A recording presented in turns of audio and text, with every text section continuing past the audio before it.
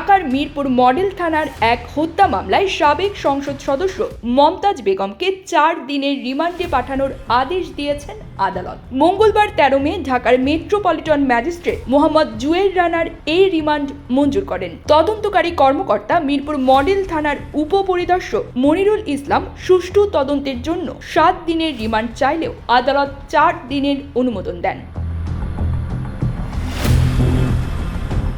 শুনানি শেষে বিএনপিপন্থী আইনজীবীরা মমতাজ বেগমকে নিয়ে বিতর্ক তৈরি করেন। আদালত কক্ষ থেকে নামার সময় তারা তাকে দুয়োধ্বনি দেন এবং লিফট আটকে রাখার চেষ্টা করেন যাতে তিনি সিঁড়ি ব্যবহারে বাধ্য হন। তবে পুলিশের সহায়তায় লিফটে করেই নিচে নামেন মমতাজ। এ সময় আইনজীবীরা তাকে ধাওয়া করলে পুলিশের বেষ্টনী ভেদ করে দৌড়ে গারদে উঠে যান তিনি। এই সময় মাথা নিচু করে থাকতে দেখা যায় তাকে। সাংবাদিকদের কোনো প্রশ্নেরই উত্তর দেননি সাবেক এমপি।